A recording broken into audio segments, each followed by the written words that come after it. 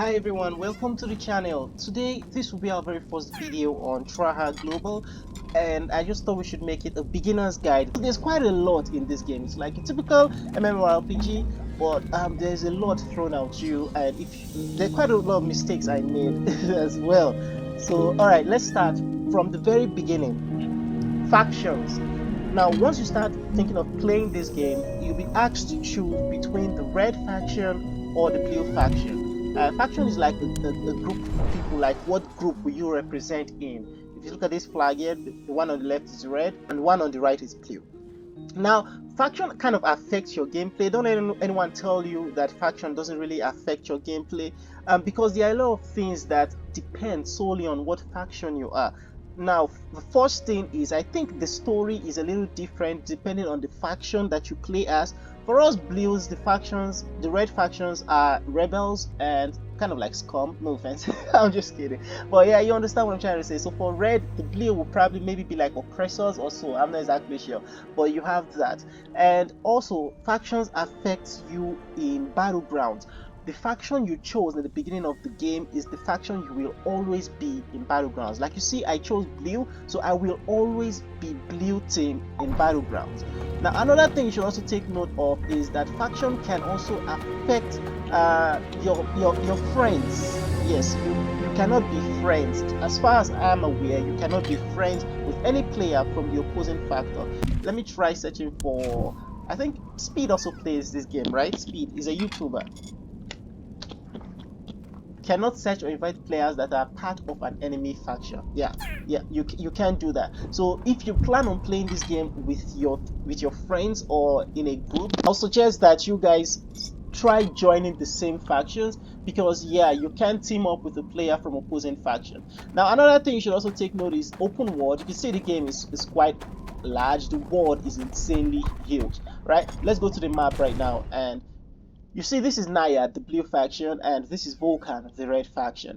We are opposing sides, and right here and over here, you can see this sword mark on both sides. This means this is a PvP area in the open world. If I meet a red player here, or if a red player meets an opposing faction player here, will show up as red, just like perfect. This is a red player. So that means, yeah, we have to fight most times. Not necessarily a must, but most of the time you guys will end up fighting. And yeah, if you face someone that doesn't really give a hoot, they'll actually attack you. Like, I can attack this player right now if I want to, but I'm not gonna do that because I'm not in the mood. If you fight them, you actually get rewards for killing opposing factions. I think there's a limit for each daily reward, but the game rewards you for actually fighting.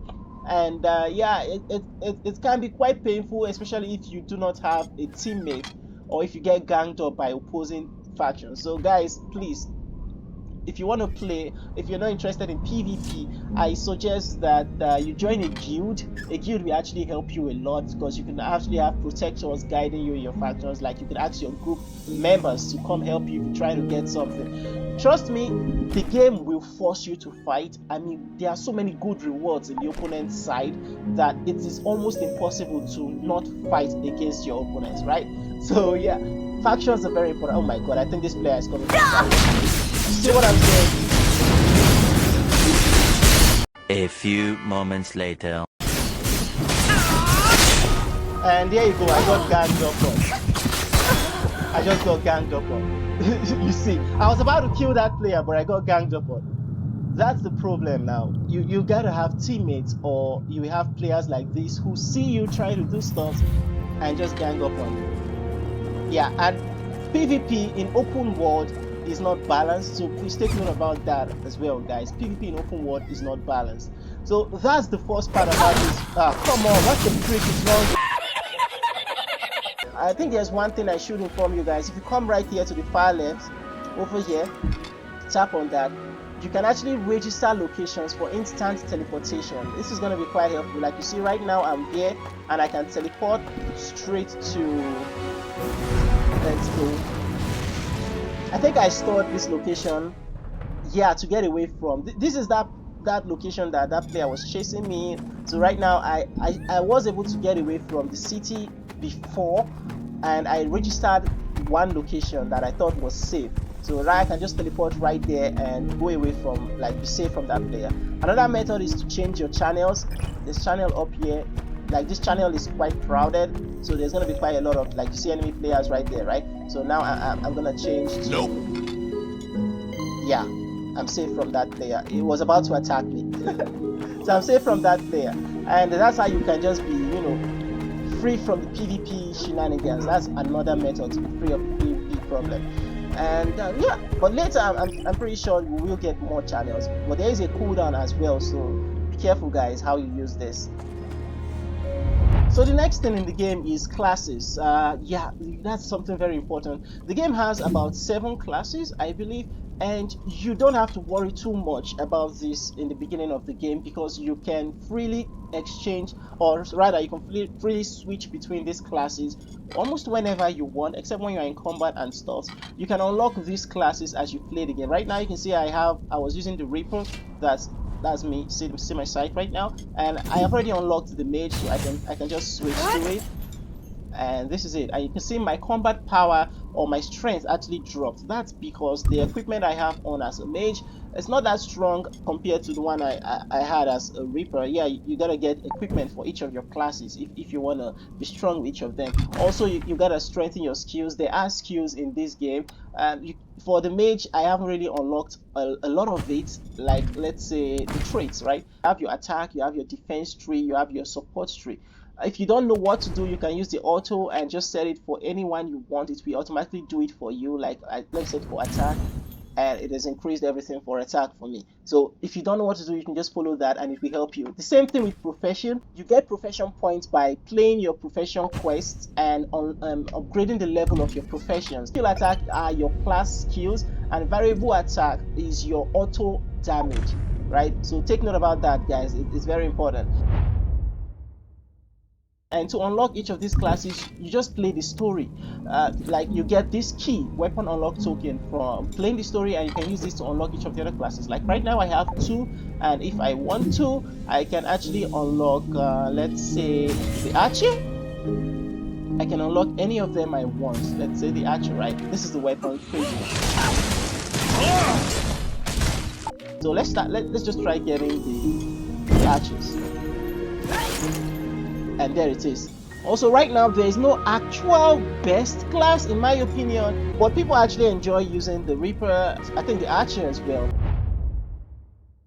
Moving on from that, you have your missions. This includes your story quests, your daily quests, and your side quests. Those are the 3 quests. There are other quests like the profession quest, but I will get into that later. So for a story quest, just do this. Once you start the game, once you are done with choosing your faction and the tutorial section, you're going to play your story quest as much as you can till you see it tells you insufficient combat power. Yeah, you do need strength to progress in the story, guys. So when you don't have enough strength, it ends up being like this. Yeah, you can't move forward until you've done this. So just play your story mode and get as far as you can. And once you're done with the story mode, you play your daily quest as well. Now this is also important because this is based on your faction as in the game. You see Warzone mission and there's Peace Zone mission. These are the 2 types of daily and side missions you have.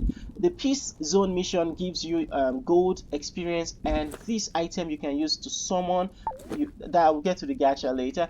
While the Warzone mission gives you a lot more rewards. It gives you gold, experience, the item used to summon, and this item as well, light shard. That's not the only item you can get. You can also get items like this, the nature shard, and stuff. All these are very important in the game. These shards, honestly, you can't do without them, as you can use them to do a lot of things, and you can also use them to buy mounts. You can use these shards to buy mounts. So you see, that's quite crazy. And now the problem with this is that these daily and side missions that are included in the war zone, or in the battlefield zone, is this area I'm in right now. Like if you take a mission, a side mission that says Pinnacle of Savagery, kill ruined barbarians, 5 of them, it gives you very nice rewards that you can use to upgrade yourself. If I accept this mission now, where this leads me to, this actually leads me to my opponent's place. So I actually have to go to my opponent's section and kill the monsters in my opponent's section. You can see enemy players right here. All these players in red, they are from the red faction, and they are trying to do their own daily quest or kill players daily. So yeah, you got to be careful about all of that. If not, whenever choosing your daily mission, you got to be careful about all that, because there's going to be players who are PvP hungry and players who just want to really kill the heck out of you. So yeah, be careful about that. You see, that's a level 38 and I'm just level 20.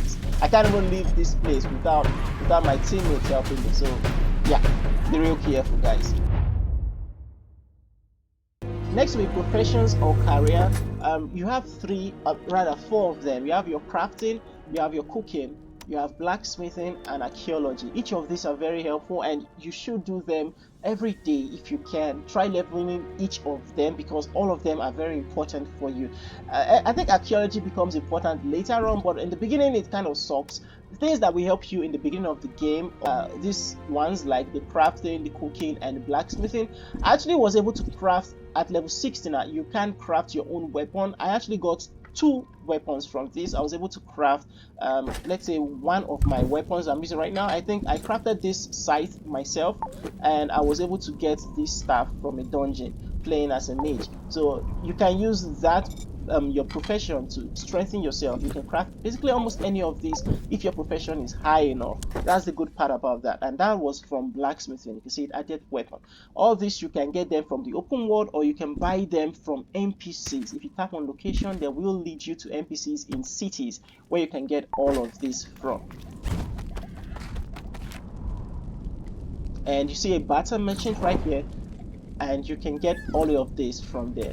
You see where all those items I mentioned that you can get from the opponent's players' pots, yeah, they are very helpful. And that's why PvP is kind of one of the biggest part in this game, because if you don't like PvP, I don't know if you'll be able to enjoy this game fully. It's you're gonna have to die at least once. Now, still speaking on professions, up here you have your, I think, labor points. Yeah, labor points. You have about 500. It doesn't refresh automatically daily. It refreshes based on time. I think you get one every 4 minutes or so. I'm not exactly sure, but you can get a lot of labor points using. Dang it! I just used my diamonds. Using diamonds, you can get a lot of labor points using diamonds. So to actually fish, to cook, to craft items and blacksmith stuff, even your archaeology, to do all of that, you require labor points, and it is a decent amount, 500, but it runs out once you're trying to level up all this. If you move on to gathering right here, you have commissions. These are quests you can do for your professions. Remember I said professions or careers also have quests. This is a quest you can do from them, and also you have the master. This is a better quest you can do once your career or your profession level has reached a certain point. I think this unlocks at level 9 of each professions, and it gives you a lot more rewards, and it also gives you a lot of experience. That's not saying commission doesn't. Commission gives you lots of experience if you choose the right ones. Make sure you have the ones that doesn't say show insufficient material and stuff, because that means you can't do them unless you get the actual required material. And then you have your craft shop. I don't exactly know how this works yet. Maybe at the higher level of your professions you will get these items and you can use them to purchase all of this. Moving on to companions, you have familiar, pets, and mounts. All of this can be gotten through summoning from green, which is uncommon, to legendary. And then you have pets as well, the same thing but from white, which is common, to your legendary pets. And you have mounts as well. I will explain how you get each of them. Now I have 3 mounts. I was able to get this from just, I think, the pre-registration rewards. I got this from playing the game. You will get this from just playing the game. And this, I got this from an NPC. I will make a video showing you how to get this later. So now familiars can be gotten. All this can be gotten from summon right here. Just go to summon. I will get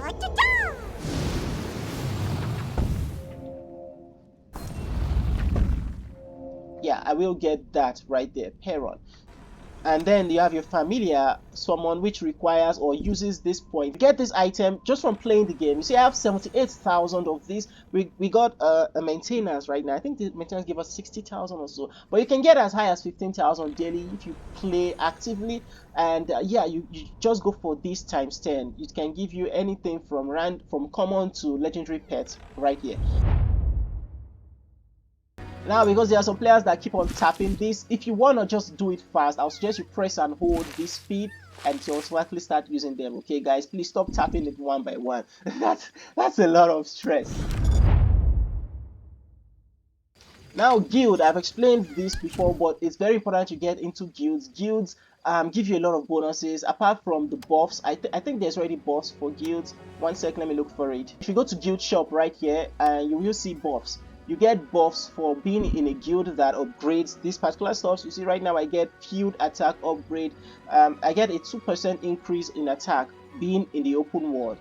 This is very important if you want to play competitively and stuff. So you will need to join a guild. Also, there are consumables you can get by exchanging your guild. I think it's guild points. I'll just call it guild points because I haven't memorized most of the names. So yeah, you can get any of these with your guild points.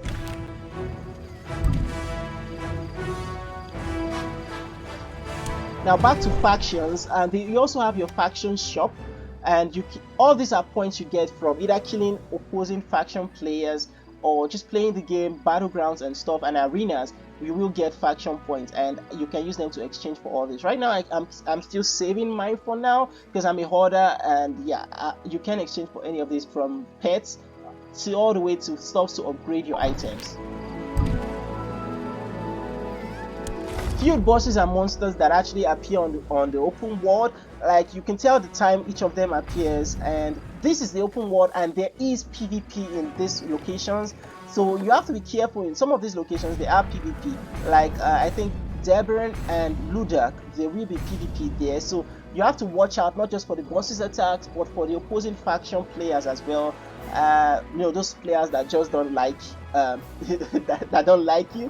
Those players that are PvP hungry, they might just leave the boss and turn out attacking you.